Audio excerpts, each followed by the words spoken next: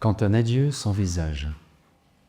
S'il m'arrivait un jour, et ça pourrait être aujourd'hui, d'être victime du terrorisme qui semble vouloir englober maintenant tous les étrangers vivant en Algérie, j'aimerais que ma communauté, mon Église, ma famille, se souviennent que ma vie était donnée à Dieu et à ce pays.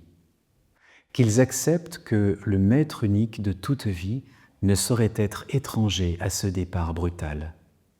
Qu'ils prient pour moi. Comment serais-je trouvé digne d'une telle offrande? Qu'ils sachent associer cette mort à tant d'autres, aussi violentes, laissées dans l'indifférence de l'anonymat. Ma vie n'a pas plus de prix qu'une autre. Elle n'en a pas moins non plus. En tout cas, elle n'a plus l'innocence de l'enfance. J'ai suffisamment vécu pour me savoir complice du mal qui semble, hélas, prévaloir dans le monde, et même de celui-là qui me frapperait aveuglément. J'aimerais, le moment venu, avoir ce laps de lucidité qui me permettrait de solliciter le pardon de Dieu et celui de mes frères en humanité, en même temps que de pardonner de tout cœur à qui m'aurait atteint. Je ne saurais souhaiter une telle mort. Il me paraît important de le professer. Je ne vois pas, en effet, comment je pourrais me réjouir que ce peuple que j'aime soit indistinctement accusé de mon meurtre. C'est trop cher payer ce qu'on appellera peut-être la grâce du martyr que de la devoir à un Algérien, quel qu'il soit, surtout s'il dit agir en fidélité à ce qu'il croit être l'islam. Je sais le mépris dont on a pu entourer les Algériens pris globalement. Je sais aussi les caricatures de l'islam qu'encourage un certain islamisme. Il est trop facile de se donner bonne conscience en identifiant cette voie religieuse avec les intégrismes de ces extrémistes.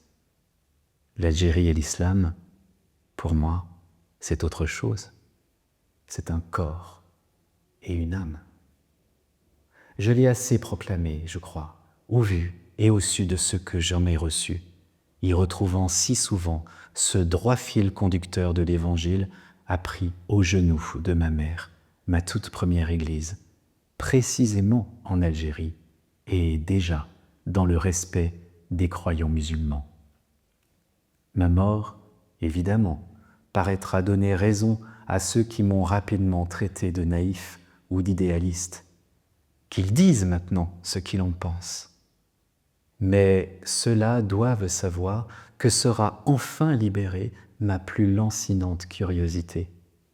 Voici que je pourrais, s'il plaît à Dieu, plonger mon regard dans celui du Père pour contempler avec lui ces enfants de l'islam tels qu'il les voit, tout illuminés de la gloire du Christ, fruit de sa passion, investis par le don de l'Esprit dont la joie secrète sera toujours d'établir la communion et de rétablir la ressemblance en jouant avec les différences. Cette vie perdue, totalement mienne et totalement leur, je rends grâce à Dieu qui semble l'avoir voulu tout entière pour cette joie-là, envers et malgré tout. Dans ce merci où tout est dit, désormais de ma vie, je vous inclus bien sûr, amis d'hier et d'aujourd'hui, et vous, ô mes amis d'ici, aux côtés de ma mère et de mon frère, de mes sœurs et de mes frères et des leurs, centuple accordé, comme il était promis.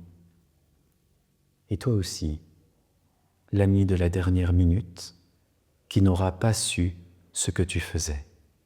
Oui, pour toi aussi, je le veux, ce merci et cet adieu envisagé de toi. Et qu'il nous soit donné de nous retrouver larron heureux en paradis, s'il plaît à Dieu, notre Père, à tous les deux. Amen. Inch'Allah.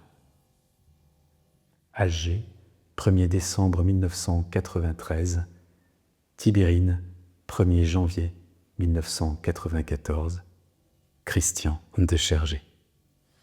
Puisqu'il est avec nous pour ce temps de violence, ne rêvons pas